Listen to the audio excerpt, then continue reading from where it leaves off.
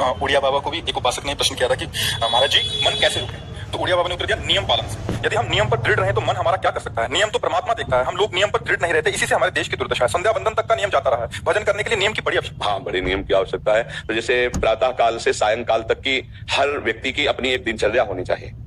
ऐसा नहीं कि आज हम 4 बजे उठे, कल 7 बजे उठे, पर फिर मन को आप कंट्रोल नहीं कर पाएंगे। मन के लिए एक दिनचर्या होनी चाहिए कि हमको 10 बजे सोना है, 4 बजे उठ जाना है, तो फिर 4 से 4:15 नहीं होना चाहिए, 4 बजे उठ जाना है, ऐसा नियम बना ले। और उठ करके हमको थोड़ी देर नाम जप करना है, थोड़ी देर हमें वाणी जी का गायन करना है, थोड़ी देर हमें ध्यान, एक अपनी दिनचर्या। फिर हम अपने संसार के कार्य के नियम, जो संसार के कार्य हैं, उनको भी करते हुए भगवान को समर्पित करें। जैसे जो पद में है, जो आपको राष्ट्र सेवा मिली है, जो आपको समाज सेवा के पद मिले हैं, या आपको जो घर की सेवा के कार्य मिले, उनमें बहुत धर्म पूर्वक आचरण होना चाहिए।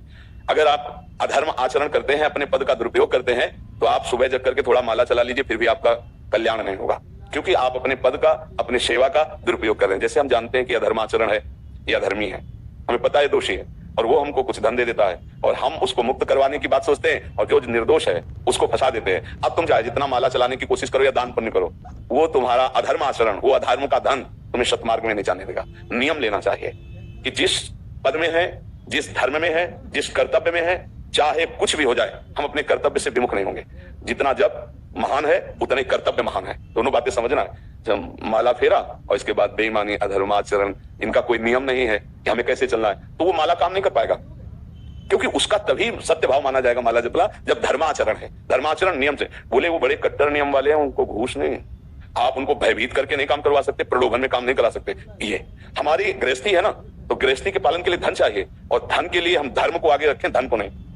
धर्म को, हमारा कर्तव्य क्या, प्रायः जैसे पूज्य बाबा ने कहा, आज हमारे देश में बहुत दुर्दशा हो रही है। दुर्दशा हो रही, क्यों? क्योंकि सब अपनी जगह से गलत हो रहे हैं। अगर अपनी जगह हम ठीक रहे तो हमारी दुर्दशा नहीं होगी। हमारा भजन कम होगा, लेकिन हम धर्म से चल रहे हैं तो हम विजयी होंगे।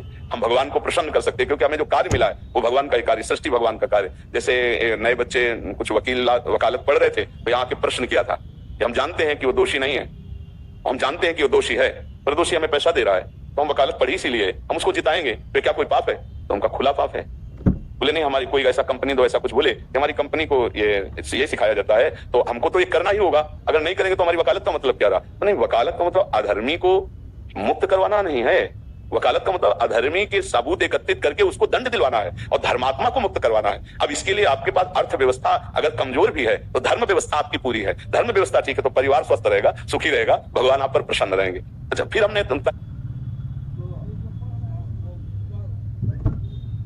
कोई गलत व्यवहार करे, आपको पता है, और वो आपको 10 लाख रुपया घूस दे, तो क्या आप उसका पक्ष लेंगे? नहीं, तो फिर दूसरी बहन के साथ किया है। अब यहां विचार करना ना, अपने भाई का अगर कत्ल किए हो, मुझे पता हो कि ये दोषी है, तो क्या हम पैसे से उसको मुक्त करने देंगे? लगेगा कि जान की बाजी लगा देंगे तुम्हें। हम ऐसे ही एक गरीब आदमी की किसी ने हत्या की है, तो आपका पक्ष बनता है, पर ये ज्ञान कहां मिलेगा? बिना अध्यात्म के ये ज्ञान तो मिलेगा नहीं। ज्ञान तो इस बात का मिला कि कैसे पैसा कमाया जाए। अच्छा, वो पैसा यदि अधर्म से आया है तो आपकी दुर्दशा कर देगा, आपकी बुद्धि भ्रष्ट कर देगा। तो जो बाबा कह रहे हैं कि आज हमारे समाज की बड़ी दुर्दशा हो रही, उसका कारण यही है कि हमें अध्यात्म का ज्ञान नहीं, हमें धर्म का ज्ञान नहीं, और बड़ी बड़ी गलतियां हो जाती है। बिल्कुल पता है आदमी निर्दोष है, और हम धन के प्रभाव से उसको दंड दे देते हैं। वो दंडा भगवान जब आपको पलट कर देंगे तो आप सह नहीं पाओगे, उसका परिणाम बहुत बुरा होता है। तो इसलिए समाज को चाहिए अपने अपने कर्तव्य का पालन करते हुए एक नियमावली बना ले। जैसे कुछ दुकानों का नियम होता है कि वहां फिक्स रेट होता है, नहीं होता, वहां ये नहीं चलेगा कि कसम से कहते हैं कि तुम्हें हम अपना जान करके कि 100 रुपया मीटर ये मिला है, हम बिल्कुल मुनाफा नहीं ले रहे। नहीं, झूठ क्यों बोल रहे हो? दुकान खोले मुनाफा के लिए, झूठ क्यों बोल रहे हो? नहीं लेंगे मुनाफा, हम जितने का लाए उससे मुनाफा लेंगे, पर 120 रुपया मीटर देंगे, कपड़ा बढ़िया है, नाप फिट है, इससे नीचे नहीं उतरेंगे, हमें सफाई देने की जरूरत नहीं है, या हम कसम खाते हैं या ऐसा। जानते हो ये बिजली है, दुकान है, नौकर लगे हैं, तो इसका मुनाफा लेने के लिए दुकान खोले, कोई दान करने के लिए तो नहीं। तो सबको पता है मुनाफा लेगा, लेकिन एक फिक्स दाम, उससे 10-20 रुपया का मुनाफा लेकर के हम उसको बेच रहे हैं। लेकिन झूठ क्यों बोले? बोले झूठ के बिना धंधा नहीं चलता। नहीं, ऐसा नहीं है। अब असत्य बोलोगे तो उससे जो आपको मुनाफा मिलेगा वो आपकी बुद्धि भ्रष्ट करेगा, और सत्य है कि मुनाफा के लिए है वही चीज, और आप एक फिक्स रेट में दे रहे हैं, बढ़िया है। अब अगर आप कोई मिलावट करके भोजन सामग्री दे रहे हैं, आपको पता है, तो जो खाने वाले के हृदय में बैठे हुए भगवान है वो तुम्हारे जीवन में मिलावट कर देंगे, तुम्हारा जीवन महान दुखमय हो जाएगा। ये कहां समझा जाता है? एक आदमी सिंथेटिक दूध बना रहा है, उससे कहो अपने बच्चे को पिलाओ, नहीं पिलाएगा। फिर ये दूसरे का बच्चा जब पिएगा तो उसकी हालत क्या होगी? दूसरे शरीर में जाएगा तो हालत क्या होगी? वो केवल धन की बुद्धि रखता है। एक आदमी घी में केमिकल मिला रहा है, एक ऐसे अभक्ष्य पदार्थ मिला है, वो स्वयं नहीं खाएगा, लेकिन वो होटलों में भेजा जाएगा, हजारों लाखों लोग खाएंगे, बीमारी बढ़ेगी, उसको रुपया से मतलब है। ये चीज, ये दुर्दशा हर जगह धर्म का ज्ञान न होने के कारण फैल रही, नहीं फैल रही। एक मरीज बीमार है, असली दवाओं में पैसे ज्यादा है, नकली दवा लेकर के असली के दाम में बेच देना, उसको बिल्कुल फायदा ना होना, लेकिन परमात्मा देख रहा है, तुम जानते हो नकली दवा है, वो तो नहीं जानता बेचारा, ज्यादा पढ़े लिखे नहीं, किसान आदमी गांव का आया है, तुमने दे दिया और उसने पैसा दिया असली के। अब वो पैसा तुम्हारी बुद्धि भ्रष्ट करेगा, तुम्हारे परिवार में कलह पैदा करेगा और तुम्हारा पतन कर देगा। ऐसे हर डिपार्टमेंट में, हर विषय में यदि हम अपने धर्म से चले, अपने सत्य से चले और थोड़ा भी भजन होगा, वो आपको उत्तम गति प्रदान करेगा। पर ऐसा कहां समझ में आ रहा है? अध्यात्म के बिना भला ऐसा समझ में आएगा? तो इसीलिए कह रहे हैं हमारे देश की दुर्दशा हो गई।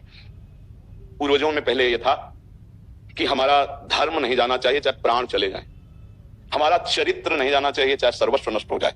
आज इसकी कोई परवाह नहीं, तो उसी से बुद्धि भ्रष्ट हो जाती है, जीवन एक पशुवत आचरण वाला हो जाता है और वो अपने को बड़ा सुखी समझने लगते हैं कि हमारे पास बड़ा वैभव है। लेकिन प्यारे, उस दिन को याद करो जिस दिन तुम्हारा आखिरी समय होगा, ना तुम्हारा फार्म हाउस जाएगा, ना महल तुम्हारा जाएगा, ना बैंक बैलेंस जाएगा, ना कोई व्यक्ति और ना ये शरीर। अब तुम्हारे कर्म तुमको भोगवाएंगे। उस समय की कौन याद करता है? अगर उस समय की याद हो तो भय लग जाए कि नहीं नहीं, पाप नहीं करूंगा, क्योंकि जाना यहां से। अच्छा, कब जाना कुछ पता लगे, किसी भी समय ट्रांसफर हो सकता है इस शरीर से। तो हमें लगता है कि महापुरुषों के जो वचन है कि हमें एक नियम से जीवन जीना चाहिए, धर्म पूर्वक जीवन जीना चाहिए, अपने कर्तव्य का पालन करना चाहिए। जो हमारे लिए कर्तव्य, आज प्रायः धन प्रधान बुद्धि होने के कारण कर्तव्य स्वाहा हो रहा है। एक विद्यालय में विद्यार्थी के लिए जो गुरु पद में बैठा है, उसका क्या कर्तव्य है?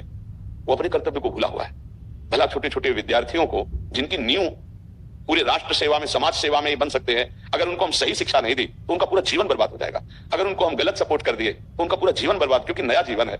और जगह जगह अपने अपने कर्तव्यों का यदि पालन किया जाए तो पूरा समाज सुखी हो जाए। लेकिन कर्तव्यहीनता आ रही, कोई अपने कर्तव्य को नहीं समझ रहा है। तो यही बात महापुरुष जनों को दुख लगता है कि अगर सब अपने कर्तव्य का पालन करें, धर्म का पालन करें, भगवान का नाम जप करें तो सब सुखी हो जाए। सुख सब चाहते और आचरण दुख वाले करते, इसीलिए सुख नहीं मिल रहा है, परिणाम में हमें दुख मिल रहा है। सच्ची मानना, वो रुपया पूरे परिवार में अशांति पैदा कर देगा। और धर्म पूर्वक 100 रुपया लाओगे, 4-5 परिवार के बैठ के नमक रोटी खाओगे, आनंद से सोओगे, बड़ा प्यार रहेगा, भगवान की कृपा रहेगी। पर ये बात समझ में नहीं आती है। तो ये वृत्ति अगर छोड़ी ना जाएगी तो कुछ भी कर लो, कहीं भी दान पुण्य कर लो, लाभ नहीं मिलेगा। अगर दान देने की बात कही गई है तो धर्म पूर्वक कमाए हुए धन से। अगर आप मेहनत से कमाए हो ना, 10 रुपया दे दोगे ना, तो 10 रुपये का वो आटा लाके अगर 2 रोटी खाएगा तो खूब भजन होगा। और आप 1 लाख रुपया बेईमानी कर रख दोगे ना, तो बैठे बैठे वो गंदा ही सोचेगा, भजन नहीं होगा।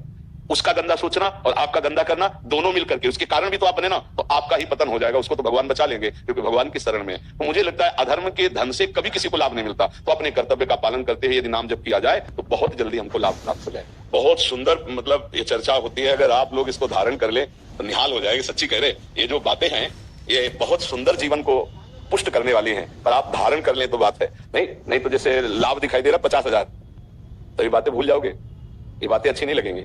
यार बहुत बढ़िया काम घर में आएगा, पर हमारी ये बात ध्यान रखना, 50,000 घर में अशांति पैदा कर देगा।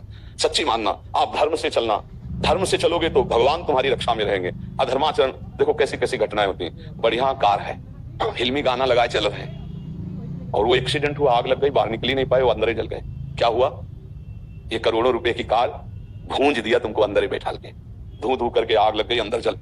ऐसे जलना चाहते हो या भगवान के आनंद में चिंतन करके शरीर छोटे हो, फिर दाह संस्कार हो ऐसे कि सब लोग भगवान के नाम का कीर्तन करते ही जा रहे, फिर आपका अंतिम संस्कार वहां जीवित जल गए? क्या हो सकता है? एक एक पल तुम्हारे कर्म का हिसाब होगा, एक एक सेकंड का। ऐसे कर्म करो कि हमारा अच्छा हिसाब हो, बुरा हिसाब। ये मत समझो कोई देख नहीं रहा, वो देख रहा है जिसको हिसाब कर रहा है, वो देख रहा है। उसके लिए कोई वकील या किसी सबूत की जरूरत नहीं होती, वो सर्वांतर्यामी आपके अंदर बैठे ही देख रहा है। तो सदैव जैसे सत्संग सुन रहे हैं, तो अगर हाथ जोड़ के प्रार्थना है, थोड़ी भी बात मान लोगे तो आप सच्चे सुख के मार्ग में चलने लगोगे। नहीं तो भाई बहुत गंदी हवा चल रही है, माया की बहुत गंदगी ऐसी फैल, कलिकाल है ना, कि ये बातें किसी को पसंद नहीं आती। वो बात बताओ कि हम कितना रुपया कमा ले, कैसे कितने भोग ले, और वो अध्यात्म में नहीं है। आपको सच धोखे में मत रहना। अध्यात्म में है जितना आप धर्म से चलोगे उतना सुखी होगे, और लोक में जितना धन मिल जाएगा उतना सुखी माना जाएगा। लेकिन वो सुख नहीं है, वो चंद मिनट के लिए हाइलोजन की तरह जलेगा, फ्यूज हो जाएगा। और धर्मात्मा दीपक की तरह जलेगा, पर बहुत काल तक चलता रहेगा। इन बातों का चिंतन कीजिए, खूब नाम जप कीजिए और भगवान के भरोसे रहिए, गंदे आचरण मत कीजिए।